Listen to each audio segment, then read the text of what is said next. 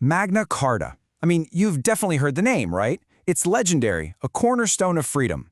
But the real story of how it was made, why it completely failed, and how it somehow became this global symbol, well, that's way more complicated and honestly, way more interesting than the legend. Okay, let's just dive right in. This quote from Lord Denning, it perfectly nails the popular image of Magna Carta. It's seen as this almost sacred text, the one document that magically gave us our rights and put a stop to tyranny forever. It's a really inspiring story for sure, but it's not the whole story. So what was the Magna Carta of 1215 actually? The answer is a lot messier, and trust me, it had pretty much nothing to do with democracy. To figure this out, we need to go back, way back. Back to the chaotic world that created this thing in the first place.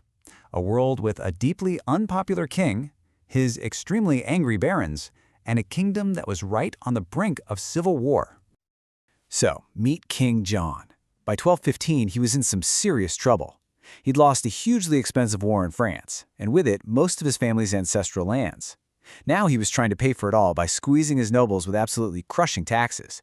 He wasn't just broke, he was probably the most disliked man in England.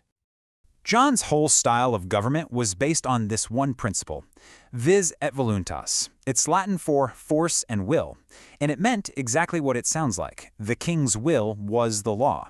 He could just take your land or throw you in jail based on a whim. There was no due process, nothing. Now you can imagine this did not go over well with the barons. But let's be really clear here.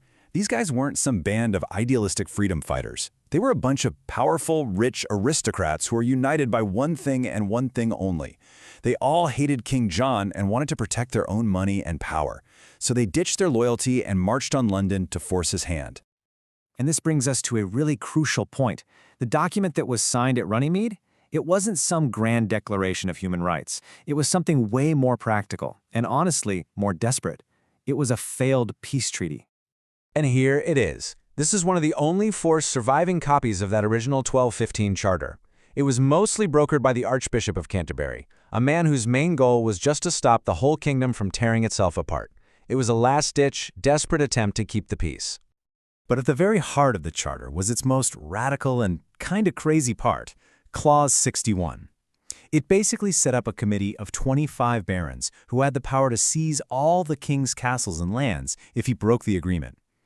This wasn't a check on power. It was a self-destruct button built right into the treaty.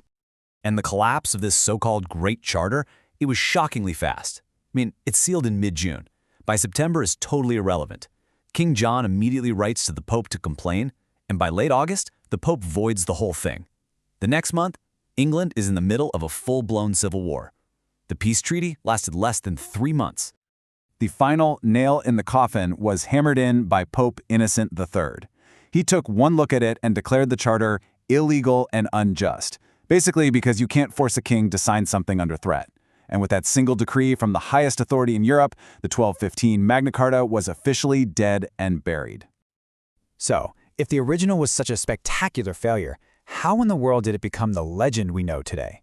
Well, that happened centuries later, in what you might call the Charter's great rebranding campaign.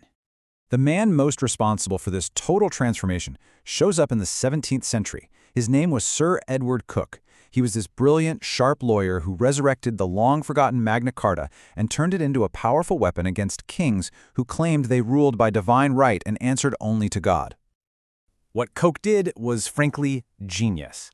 He completely changed its meaning. You see, the 1215 Charter was a specific list of complaints for a few dozen rich guys.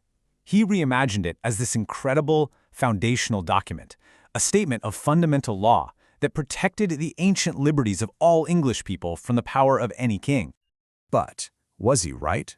Was his interpretation accurate? Well, most modern historians would say, no, not really. They argue Coke basically misconstrued the whole thing. He created a powerful and politically useful myth, but one that just wasn't historically accurate to what the barons of 1215 ever intended. But here's the thing about myths. They can be incredibly powerful. A good idea, even one based on a bit of a historical fiction, can take on a life of its own. And Coke's powerful new idea of Magna Carta was about to go global. This new reinvented Magna Carta traveled with English colonists right over to America. They absolutely believed it was the source of their fundamental rights. So when they felt those rights were being violated by the British Crown, they fought a revolution, and later they baked its principles, like due process of law, directly into the U.S. Constitution.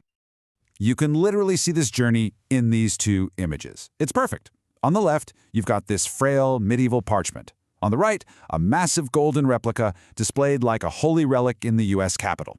It's the physical evolution from a failed treaty into a sacred democratic icon. But here's the great irony in this whole story. While the idea of Magna Carta was becoming a cornerstone of law in America and a symbol of freedom all over the world, the actual document was being quietly picked apart back home in Britain. Take a look at this number. 3. Seems kind of random, right? What could it possibly represent in the story of this huge 63-clause charter?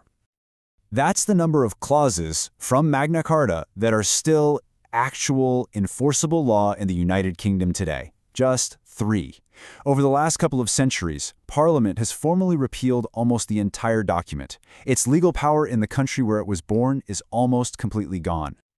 So, that brings us right to the big takeaway here, the critical, massive difference between the physical document and the powerful idea that it came to represent.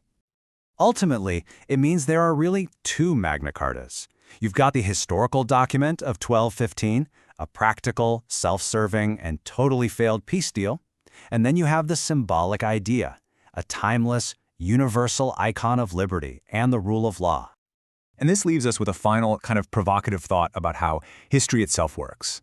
The facts are, the original charter failed, it was totally misunderstood, and it's been almost entirely repealed.